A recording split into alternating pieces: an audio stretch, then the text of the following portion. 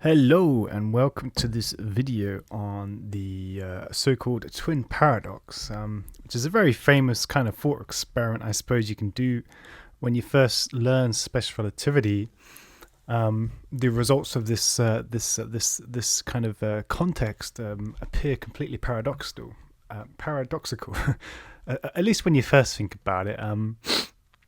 I did do a video before this, and it ended up being about 3 hours long, because I myself made tons of mistakes trying to make sense of this.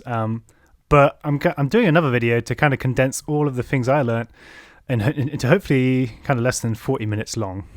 So here we go. Twin paradox. What on earth is it? Why is it called a paradox?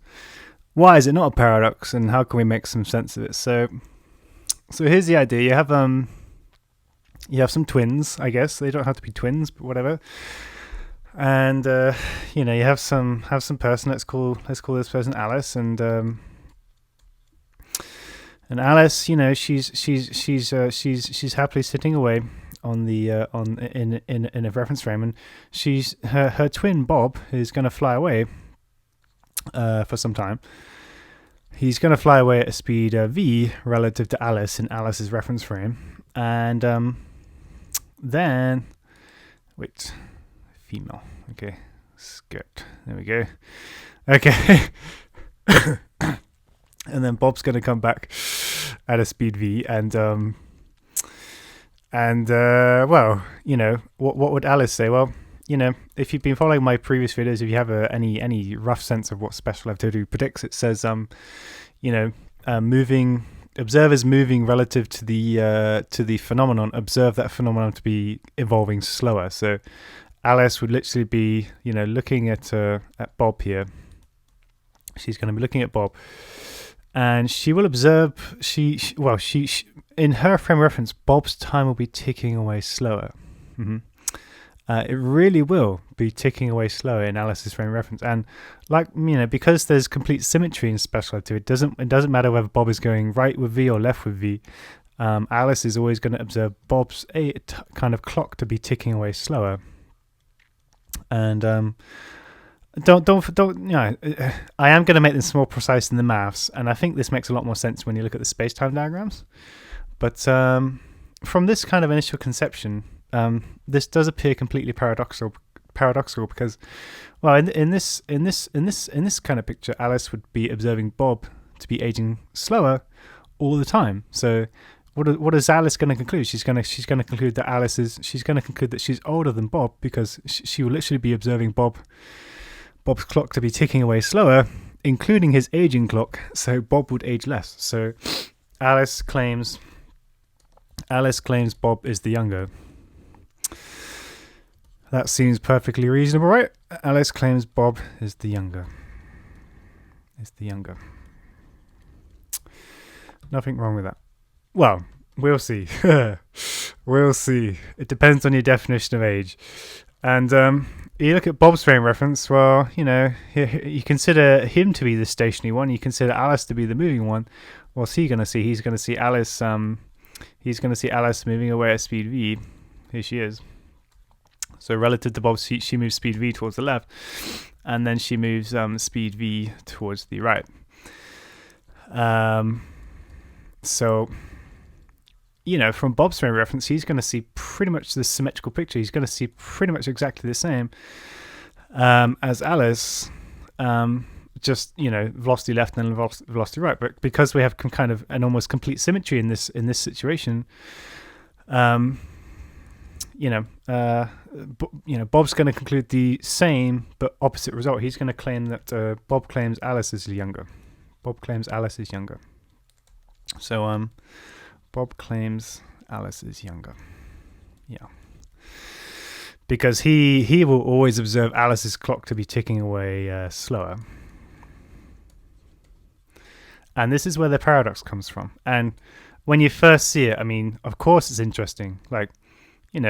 This is on the initial conception of this problem, you might look at it like this and you say, hey, both journeys, this is almost completely symmetric, and both would claim kind of equal and opposite statements by the time they get back to the same point in space-time.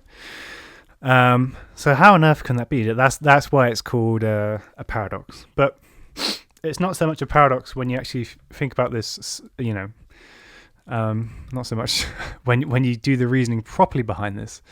And the great subtlety behind this problem comes from the fact that one of these people, either Alice or Bob, I'm going to say Bob, just to keep things simple. So, in looking at this picture, is Bob's going to change his velocity.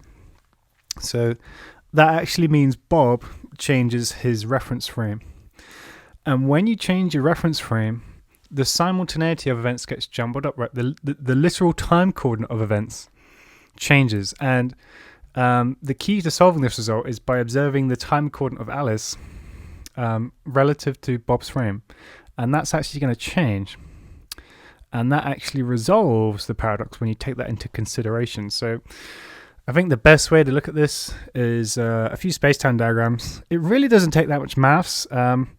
I did a whole ton of maths behind this because I just wanted to like work out everything. But I'm going to really condense this video down and just cut to the chase. Cut to the chase in this video. So, moving on. Okay, so here's the context we were considering: Alice watching Bob and Bob watching Alice. I'm going to draw space-time diagrams from this perspective, and you actually only need to draw the space-time diagram of Alice to kind of make sense of this. I think trying to draw the space-time diagrams of Bob is just going to make things more confusing because, again, he's the one who changes his inertial reference frame. So let's start with Alice. So here's Alice. She's stationary with respect to herself. So this is her time axis t, and she has some she has some spatial axes. Whoops. Okay, try again. There we go. All right. So there's a spatial axis, x, and I want to consider Bob to be moving it away at a speed v. So let's draw Bob in the yellow here, perhaps. So this is his world line. He goes away like that. He stops and then he comes back again, like that. Okay, so that's Bob's world line, and this is going to be Alice's world line in the green. She's just going to be kind of moving up like this. Okay, so that's her word line in the green. Okay. All right, so I'm going to call this time coordinate. So in this is the world line of Bob when he's going away. So if you consider that reference frame, he's going to have a time axis which points in this direction. So I'm going to call that axis t prime right there. So I call that t prime. That axis there, and on that axis, the x prime is just 0 because, well, that's where that's where Bob is considered stationary. So along this line, that's just where Bob is always located. So the x prime, the position of Bob in his own reference frame, is just going to be 0 with respect to himself, right? So x prime is going to be 0, and the equation of this line, well, again, if you've watched the previous videos, is just quite simple. It's just x equals vt. You could draw the x prime axis for that particular reference frame, and it's going to look a bit like this. So it's going to be kind of symmetrical about the 45 degrees. So here's the light connected event. So light would go along 45 degrees like that, and then we have the x prime axis, which is going to look a bit like this. I think I'm using a different color, aren't I? Never mind. And then that would be the x prime. So the x prime axis. So when you're reasoning about this problem, you want to think about events of, say, constant time. So in Alice's frame reference, that's the green here. This is Alice's world line, and this is Bob's world line. In Alice's frame reference, the events which are considered synchronous are horizontal. They're perpendicular to the time axes because the x-axis, well, that's just the t equals 0 axis. So any line, any world line on this diagram which is horizontal is going to be considered simultaneous in Alice's reference frame. So this event here and this event here would be considered simultaneous because they're horizontal. They're parallel to this t equals 0. So that's a line of simultaneity in Alice's frame of reference. So this would be a line of simultaneity as well in Alice's frame of reference. So the dashed red here, that would be simultaneous to that in Alice's reference frame. Okay. What about Bob's reference frame? Well, here's my x prime axis. It's not down here, it's up here. It's kind of rotated around, and this t prime is rotated around by the same amount. So this is hyperbolic geometry, and you know, this is the this would also be the t prime equals 0 axis as well. So you can see this world line here would be a line of simultaneity in Bob's frame of reference. So any events, you know, so if you had some event there and some event there, they would be considered simultaneous in Bob's frame of reference. So you know, you can see how the simultaneity changes, right? This event A, and so this event A and this event B would be considered simultaneous in Alice's frame of reference, but the event B is actually considered simultaneous to this event down here. So there's the line. I'm drawing that parallel to the x prime axis here, and that point there would be considered simultaneous to the space-time event of B in Bob's frame of reference. So A simultaneous to B. That's what Alice claims. So that's what Alice claims. And in Bob's frame of reference, he claims that B is simultaneous to C. That's what Bob claims in his frame of reference. Okay, and this is going to prove hugely important when you're trying to explain this apparent twin paradox. So I think I'll stop this one for now, and I'll move on in the next video. Okay, so I've gone ahead and cleaned things up a little bit. I want to get all the reference frames that we're going to need to explain this problem just kind of laid out straight away, because it's going to make the maths a lot easier when you just have all this kind of laid down. So I mean, Alice's reference frame is just, you know, the t and the x. That's nice and easy. And then as Bob moves along this word line here, so let me call this the event of A right there. That's where we start. This is where Bob goes. Let's call that the event B. So as Bob goes from A to B, he's, you know, this is his world line, and this is going to be his t prime and x prime axes in his reference frame. So I already talked about these last time. I just want to do things in the same video. So t prime, that's axes, that's going to be the x prime equals 0. Well, that's otherwise known as the x equals vt if you're working in you know, in Alice's coordinates. So I'm using solid x, so x equals v and then t. All right, x prime axes, well, that's just the t prime equals 0. So, you know, that's just saying well, remember t equals vx on that one, so t equals vx. Oh, nice and easy. All right, this one down here, that one's dead easy, just t equals 0. Okay, and this yeah, t axis, that's just x equals 0. All right, that's nice and easy. So basically, I want to do everything in terms of x and t, because that's what I have as the Cartesian coordinate axes in this diagram. Okay, now here's the deal. As Bob goes from the event B to the event C, he's now moving backwards with a speed of v relative to Alice. So his speed is now negative v. So, you know, you can see how this word line had the equation of x equals vt, because that's the velocity of v in this frame of reference. Coming backwards is going to be a velocity of negative v. So this word line here is going to be, x equals negative vt. So x equals negative vt. But what we need to do is kind of offset the time by whatever the time is here. And to figure that one out, I need to introduce an arbitrary time for b. So what I'm going to do, I'm going to say, hey, by the time we get to b, the t prime is 1. So that basically means Alice's clock in her frame of reference is going to tick away by 1. You can say 1 second or 1 minute, whatever. It doesn't matter too much. Yeah. So in Alice's frame of reference, the time ticks away by 1. So you know, we're going to get time dilation in Bob's frame of reference. Yeah. Well, I'm getting confused, right? The green is the Alice. Sorry, the green is the Alice and the yellow is the Bob. Okay. So the green is the Alice and the yellow is the Bob.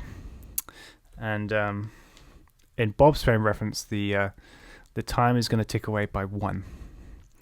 How much is it going to tick away in Alice's frame reference? Well, that's a pretty trivial problem. You're just finding that coordinate there. So this is the coordinate which is simultaneous with B. And this is, so the time as read In Alice's frame reference, that event there is considered simultaneous with the event B. So Alice is going to read some time on her own clock at that event, and it's going to be a different time to Bob's clock. And the time is actually going to be time dilated. So right here, event D, with the T is going to be equal to this, and then times by the gamma, where the gamma is the 1 over root 1 minus 3 squared. Like that. So this is going to be equal to the gamma. So what that means is, again, you can put some numbers to this. Maybe let's, so if the V was, what's a nice one to use? Maybe 3/5. Yeah, I think that's nice. If the V was 3/5 the speed of light, then the gamma would be, what's it going to be? You get 1 minus 3/5 squared, which is 9/25. So that's 25/25 minus 9/25, which leaves you with 16/25. So you get 25/16 square root. And that's just 5/4. So what that basically means is, if Bob is moving at 3/5 the speed of light away from Alice, then by the time Bob ticks away 1 second on his clock, Alice will be ticking away 1.25 seconds on her clock. That's basically what it means. So she's going to claim that Bob's time is dilated because her clock has ticked for 1.25, but she's only observed Bob's clock to be ticking, by 1. So that's what we mean by time dilation. So she's observing Bob's clock to be ticking away slower. When I say that, what I really mean is Bob's clock is ticking slower than Alice's clock. When you consider the events that Alice considers simultaneous with her, okay, that's the crux. That's the super key point, which a lot of people omit when they're like talking about this, because it is quite difficult to vocalize this. There's so many subtleties to get right. So Alice considers D simultaneous with B, at which point she reads gamma on her clock, and Bob reads 1 on his clock. Okay. So again, just due to the symmetry of the situation, by the time we get back to C here, the time is going to be equal to 2 gamma. 2 gamma. Okay, so what does that mean for the world line of the... So this is Bob's world line as he's coming back. What I want to do is introduce a new frame of reference, but I'm going to take the origin to be here for that frame of reference, just because I think it's going to be a little bit easier to kind of work with. And it's going to pull out some of the symmetries that I want to get just using these coordinate axes. So if I consider, this would be the T double prime axis. That's just X double prime equals 0. But I want to find the world line of this thing here. So it's going to be, it's going to be X equals negative V, and then it's going to be T, and then what you have to do is minus this 2 gamma, like that. So that's the 2 gamma here. And the reason you have to do that, well, you want the X to be 0 by the time the T is equal to 2 gamma. So the easiest way to achieve that is just do T minus 2 gamma, as opposed to just T. So X equals the negative, the velocity with respect to Alice, which is just negative V, and then times by the time from whence the X double prime is 0, and that's going to be a time T minus 2 gamma. So yeah, that's correct. And the X double prime, I'm not going to focus too heavily on the maths, I think, in this derivation, but that's just going to be the T double prime equals 0. Again, you could form an equation for that. It would be, so here the grade at the T, the X prime axis was just T of X would be V here. So here the T of X would be just the negative V. So this is going to be T equals, it's going to be negative Vx. But again, you need to offset that time, so you need to do T minus 2 gamma, like that, and that would be equal to the negative Vx. So that would be the straight line equation of the X double prime axis there. I don't think we're going to need it for this, but if you wanted it, that's what it would be. So, all right, so that's set up the plumbing. I'll stop this one now. I'll move on in the next section. Okay, so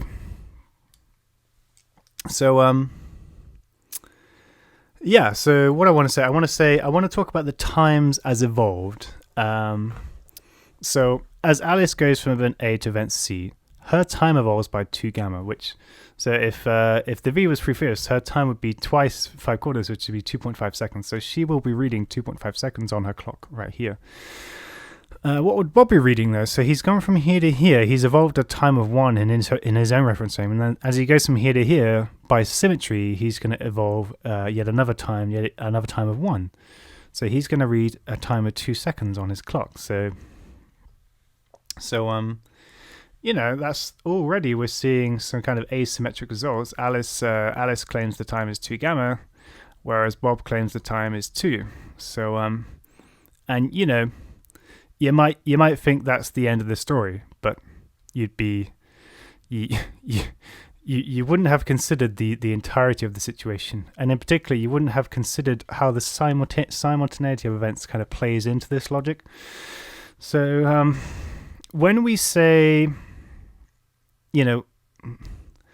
these times, when you think about time, it's like an accumulated time, isn't it? It's if you want to find the total time, you need to find the sum of the time intervals.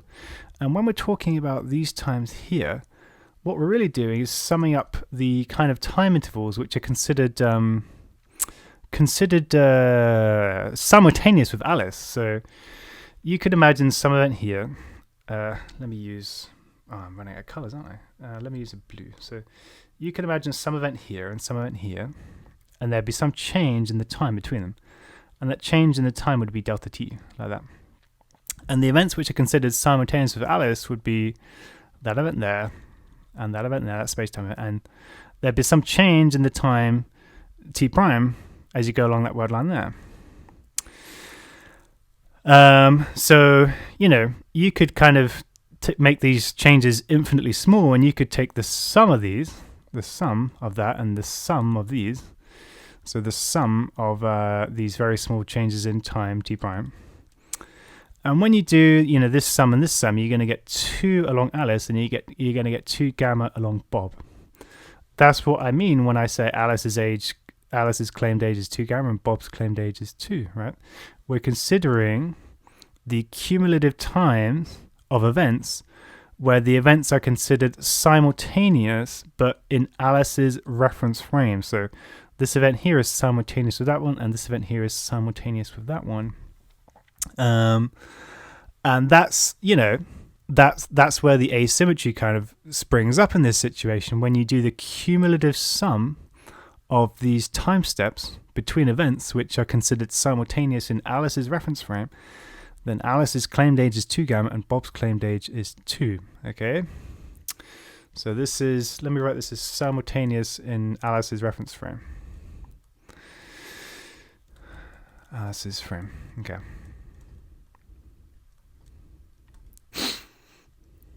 So what about Bob's reference frame? This again. So I think I'm going to need to do a new space-time diagram.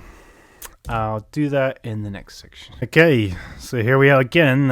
Here's me fleshing out another space-time diagram, and okay. So here's what I want to consider. I want to consider this kind of, this idea of summing the time intervals between simultaneous events, but I want to consider the time as accumulated when you consider events which are simultaneous in Bob's reference frame. So let's think about that. Here's the x prime axes, and as Bob's going forward, the world lines of this kind of gradient, events on the world lines of that gradient are going to be considered simultaneous with each other. So an event here and event here would be considered simultaneous in Bob's reference frame. So world lines of that gradient. So if you had like an event here, an event here, like that, then they would be considered simultaneous to Bob. So by the time Bob travels from A to E, he's going to be, in his reference frame, the event which is considered simultaneous to him is actually going to be the event of E, believe it or not. So the simultaneity of events depends entirely on the frame of reference. I guess another way of saying that is the events D and B are connected via a space-like interval, and therefore the simultaneity of them can be jumbled up. And Anyway, so the event E is considered simultaneous to the event B when Bob is going forward. So Bob's going to claim E is simultaneous with him at B. And likewise, when he's going backwards, well, lines of simultaneity of the kind of this gradient here on the space-time diagram. So you can go ahead and draw that in, that gradient there, and that's going to give us some other event here. Let me call it DEF. So when Bob is coming backwards, he's going to claim he's simultaneous with the event of F, right? So if you do these kind of cumulative sums of the time intervals, so you can imagine, you know, some other two events like this, and there's some change in time delta t prime there, and there's some change in time delta t here. And if you did like the infinite sum of these things, then you're going to get the age as evolved. This would be the age as evolved according to Bob, and this right here would be the age well, this would be Bob's age as according to Bob, and this would be Alice's age according to Bob as well. So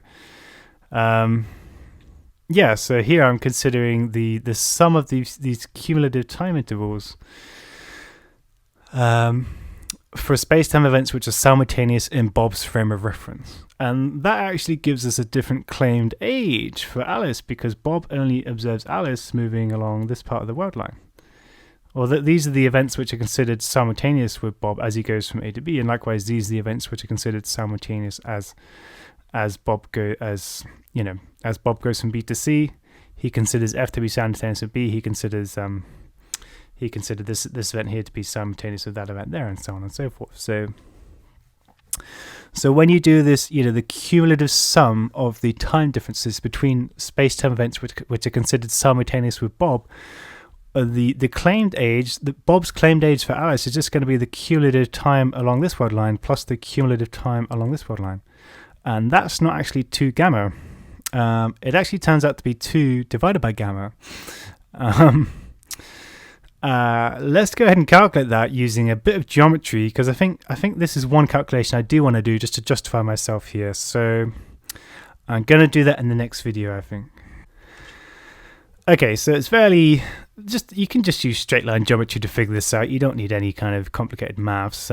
If you know, well, in England or Great Britain, if you know A-level straight line geometry, you're going to be able to do this quite happily. So yeah, remember to coordinate B. That was what I was saying. Bob's time as observed. Remember the this yellow is Bob. Bob claims the time is not 0, it's 1 at this point. Yep, 1. And then Alice claims the time at this point D is that would be the time of gamma, because her time is going to be dilated when she considers events simultaneous with Bob. So if Bob says T is 1, then Alice says T is gamma when D and B are considered simultaneous in Alice's reference frame. But now we're looking at Bob's perspective, and he's saying E and B are simultaneous in his reference frame. So I want to find the time coordinate of E. So that means finding this line BE. That line BE is going to be parallel to this line T equals Vx. So it's going to be T equals V. And then again, you can offset the X and you can offset the T. What do you offset the X by? It's going to be...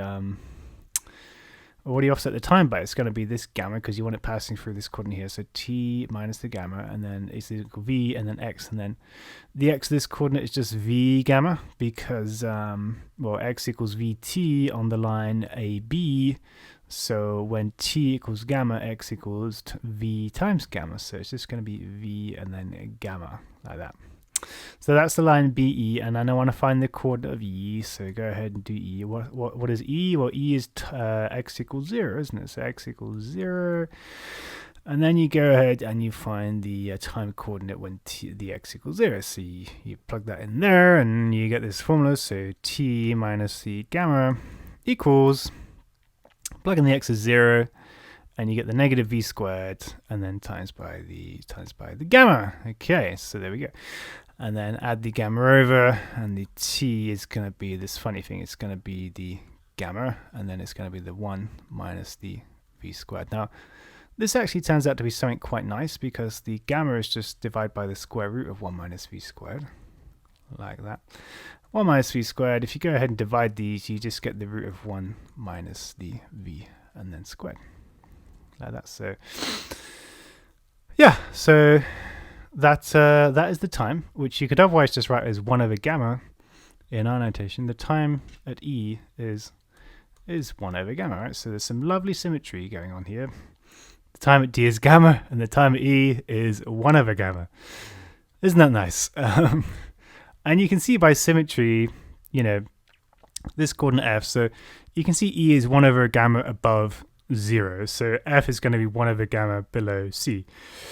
What is C? C is T equal to the 2 gamma. So the point F is just going to be T equal to the 2 gamma minus the 1 over gamma. So you can argue that just by symmetry of the situation. All right. So here's the deal. I was thinking about these cumulative times as you go from one space-time event to the other. And when you consider events simultaneous, as according to Bob, he's going to be summing up all of his time along this world line. He's going to sum up a time of 1. And then he's going to be looking back at Alice. He's going to be summing up all the events along this world line, because these events are considered simultaneous according to him. And he's going to be summing up a time of 1 over gamma. And he's going to do exactly the same thing coming back. So what is Bob going to claim? He's going to claim his age is 2, but he's going to claim Alice's age is 1 over gamma and then plus the 1 over gamma. So he's going to claim Alice's age is 2 divided by gamma. So this is when you consider events simultaneous in Bob's frame. Bob's frame of reference. Okay, so again, we seem to be getting symmetric results. Now, when I first saw this, it confused me half to death, because, well, how can it be? How can one claim the other to be the younger, and then the other claim the other to be the younger? It's equal opposite fashions. It just, it's weird. It's really weird when you first see it. But I guess, you can see the time dilation going on in both frame of reference. Alice always observes the relative speed of v. So Alice always observes Bob at speed v. So she's always going to observe the cumulative time when you consider events simultaneous, as according to Alice, to be time dilated. So Alice claims time is 2 gamma, Bob claims time is 2. So this is time dilation. Alice is going to claim Bob's clock is ticking away slower. But if you go to Bob's reference frame, he still ticks away at 2, because, well, events simultaneous in Alice's reference frame, that considers actually all of the world line of Bob. So all the events along the green here are simultaneous with all the events along the yellow. So yeah, so that's difficult to word. So the events simultaneous with Alice include all of the events along Bob's world line. That's what I'm saying. So that's why these are the same. This is 2 and this is 2. But the events simultaneous with Bob is not all of the events along Alice's world line. It's actually just the events from A to E and then the events from F to C. So in Bob's frame of reference, he's never actually simultaneous with this leg of Alice's journey. Right? He's never ever simultaneous with the events E to F. And when I first looked at this, it literally blew my mind, because it kind of implies that there's this weird kind of time glitch, right? The events which is Bob is never ever simultaneous with D in Bob's frame of reference. So does that mean D happens, or does that mean D doesn't happen? Okay, right, that's like the weird thing here. And then I gave it a bit more thought, and I realized, hey, as Bob goes from A to B, D would be kind of considered in the future, right? So D, if it was to happen in the frame of reference AB, it would be considered simultaneous with this point here. And you can see that's going to be above the t prime equals 1. But obviously, we never get to that time. We never get to that time in the AB frame of reference. And likewise, D would be considered simultaneous. Well, it would be as soon as you go to the new frame of reference AB and then to BC. So as soon as you're in the BC frame of reference, D is now considered the history. So, and you can see that again by considering lines of simultaneity I'm going to need to kind of extend this line a bit further down. So here's the t double prime axis. You keep on going down, keep going down, like that. Let me just go on through the b there. And then if you draw a line of simultaneity off from that, it's going to be parallel to the x double prime here. So it's going to be looking a bit like this, like that. And you can see the t double prime there is actually going to be less than the t double prime here. And I actually went through the maths of that, but like here's the mind-blowing thing: as Bob goes from the frame of reference AB to BC, the event D goes from being in the future to being in the past. Okay, that's the mind-blowing thing to me, I think. Anyway, so to me, I was like, does that mean the event D ever happens as according to Bob? And well, simultaneously, no. Simultaneously, the event D does not ever occur according to Bob, right? But that doesn't mean Bob can't see D. So, because the light from D can only travel at the speed of light, right? And world lines which travel at the speed of light travel at 45 degrees. So this is going to be 45 degrees. Let me do this in, I don't know. Let's do value yellow would do. Oh, green. There we go. Okay. So 45. No, it's violet. All right. So there's 45 degrees. Let me do it in green, actually.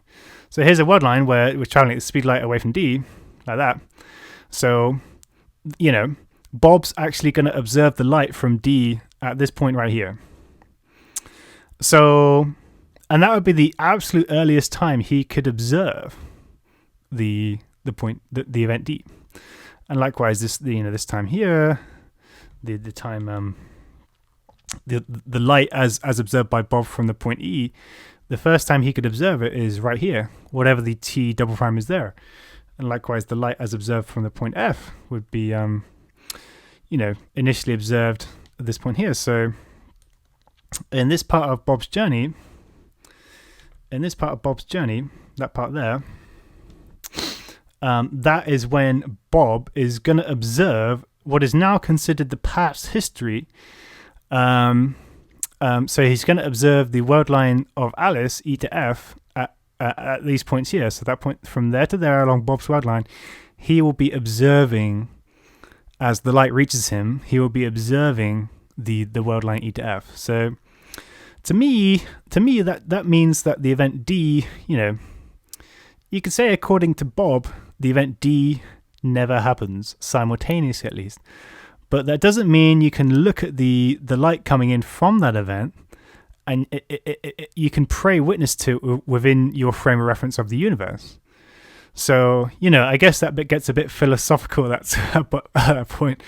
What does it mean for an event to actually happen? Does it mean to see the light from the event happening, or does it mean for the event to be simultaneous with respect to you? Well, I think this interpretation of the light reaching us is perhaps a bit more profound and a bit more insightful, because this is what you actually witness. You witness the light reaching you. This is what you actually see in the real world. So this is like the big deal with the twin paradox, and I don't think I'm gonna go into too much detail about the mass of this. It's just more straight line geometry, and it'd be really good if you're watching this video just to pause it and try and figure out some of the coordinates I'm going to show you in the next video. But it's not all completely necessary. But yeah, I think I'll pause the video here. I'm going to do a bit of algebra. I'm going to figure out some coordinates, and then we can talk about this a bit more. Hello again. So I've gone ahead and I've done another space diagram because I can't fit all the relevant information on. And well, when you first look at this, you might be a little bit intimidated, but you just need to talk about it a little bit. So I've got those events F and E. Again, those are the ones which are considered simultaneous would be as Bob goes forwards, and simultaneous would be as Bob goes backwards. Okay, so that's what the green lines represent. But I'm not too concerned with those anymore. I'm actually concerned with these lines here, the G to B and the H to B. So these are the lines where we're moving at the speed of light. So these are the 45-degree lines, the perfect diagonals. This is the light traveling from H to B. So what that means is Bob is going to observe, before Bob starts moving back towards Alice, he's going to observe the light as reaching him from Alice to be. He's going to observe all of these space-time events. He's going to observe the light from all of these space-time events reaching him. So he's going to observe the light from H reaching him at B. Okay. So what I want to do, I want to talk about like the observed time. So you can imagine Bob, he's got his clock and he's looking down at his clock, and by the time he gets to B, he says his time has evolved by 1. Okay, so Bob, he says his time has evolved by 1, and this is according to Bob. So Bob's reference. But he's going to be looking back at Alice, and he's going to be seeing the light as coming into him from H. Okay. Now, again, it just takes a little bit of algebra to prove that the time, the t in the tx-axis at the coordinate of H is actually given by gamma and then times by the 1 minus v. So it's actually the gamma times by the 1 minus v. All right. Feel free to prove that on your own. It's really not that difficult. It's just straight line geometry going through the point B with a gradient of 1, and then you know the coordinates of B. It's the gamma and the gamma t, the gamma v. Sorry, right there, and then you just do a gradient of 1 going through there, and that will tell you the time coordinate H, and that turns out to be the gamma times the 1 minus v. And this can be wrote in a slightly nicer way. This can be wrote as the root of 1 minus v over 1 plus v. Okay. So he's going to be looking back at Alice, and he's going to be claiming, hey, your time is this. And I think perhaps to make better sense of this, we can actually, again, just put in an arbitrary velocity here. So I think I said 3/5 earlier, didn't I? So if Bob was moving away at a speed of light 3/5 with respect to Alice, then this fraction here is going to be the 1 minus 3/5. So that's going to be 2/5 on the top, and it's going to be 7/5. Sorry, 8/5 on the bottom. Yeah, so 2/5 divided by 8/5, that gives you 2/8, which is a quarter. You get the root of a quarter, which is actually a half. Okay, so that's quite nice. So what that means is when Bob looks down at his clock, he's going to see a time of 1. But when he looks at Alice, he will be seeing the light hitting him from the events, the space-time event H, and that light will read a time of 1/2. As evolved according to Alice's clock. So that's the time coordinate in Alice's frame of reference at the point H. Okay. So, he's going to be claiming, you can imagine like this continuously now. You can imagine as Bob goes from A to B, Alice goes from A to H, and he's going to see the ticking of Alice's clock to be kind of half the speed of the ticking of his clock when the speed is 3/5 the speed of light. So he's going to observe Alice's time to be, time dilated. So, but going the other way, according to Bob, as Bob goes from B to C, his clock ticks away again by 1. But how does Alice's clock? Well, he's going to observe the light going as Alice. So at the point B, he observes the light from H. And at the point C, well, they're both unison again, so he observes the light from C. So he's going to be observing all the light kind of reaching him in this kind of fashion like that. So as his clock ticks away by 1, Alice's clock is going to tick away by the difference in the t coordinates between this point and this point. And that actually turns out to be, well, if you do 2 gamma minus this, you get the gamma and then plus v. So you get gamma, you get 2 gamma minus gamma, which is gamma, and then you get the and then you're minusing the v gamma, so you get plus v gamma. So that actually leaves with gamma and then 1 plus v. So you get some amazing symmetry in the equations when you do it like this. And I just think it's just awesome. So gamma root 1 plus v, and that gives you the root of 1 plus v over 1 minus, right? And again, what is that? That would be the 8/5 divided by the 2/5. So that's going to be the 4, and square root of 4 is going to be 2. Okay. All right. So as Bob clocks ticks away by 1, he's going to claim Alice's clock to be ticking away by 2. So what does this mean? You do the sum here, and he's going to claim Alice's time is 2.5, and Bob's going to claim his time is 2. And this is like the actual result. This is the observed kind of time. This is the observed times for which both person ages according to Bob. So Bob observes Alice to be aging by 2.5, and he observes himself to be aging by 2. And when I say observed, I mean as observed from the light reaching him. So as opposed to what's considered simultaneous with him, because obviously you can't observe events which are simultaneous with you so long as there's a spatial difference between you and that event. So as observed, I mean as the light comes into you. So this is Bob's reference frame. And when you look at Alice's reference frame, it's pretty much the same maths actually, right? Elegant questions often produce elegant results, and this is a super elegant result, I think. So let me break that off a bit. So I'm now doing Alice's reference frame. So, as Alice goes from A to G, she's by the time she gets to G, she's going to be observing light from B. So she's going to be looking back at Bob, and she'll see the light from the space-time event B. So what that means is by the time Alice ages gamma times 1 plus V, which is just the 1 plus V over 1 minus V square root. So by the time Alice ages that according to her own clock, she's going to be looking back at the light from Bob, and she's going to see Bob's time ticked away by 1. Okay. Yeah.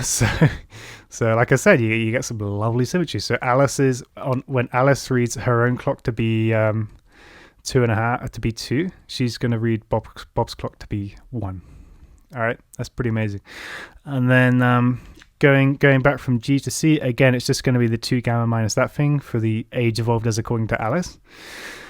And again, that just turns out to be the gamma and then 1 minus V this time, and that turns out to be the root 1 minus V over the 1 plus V, and that turns out to be the half. So Alice only ages 1/2 according to her own clock as she goes from G to C.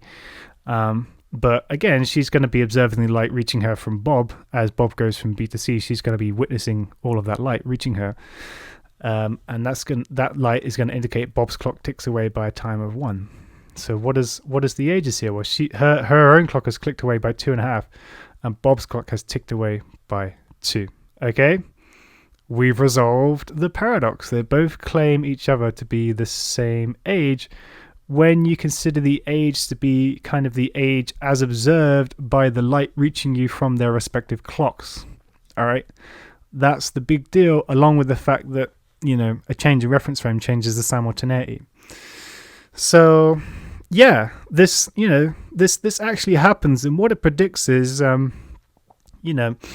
if Bob races away and then suddenly turns around and races back towards you, he will be the younger one and you will be the older one. So there you go. If you if you want to look younger relative to your siblings, you better start running away from them very quickly, and then running back towards them very quickly, because you really will be a little bit younger if you run fast enough and for long enough. And that's what the maths predicts here. That's what special relativity tells us. And I don't know, I just, I think this is one of the most beautiful examples of special relativity you can see. It's just, it's, I don't know, if you really understand it, it's just absolutely amazing. So anyway, I hope you enjoyed that. That's my video on the twin paradox. I hope that wasn't too long.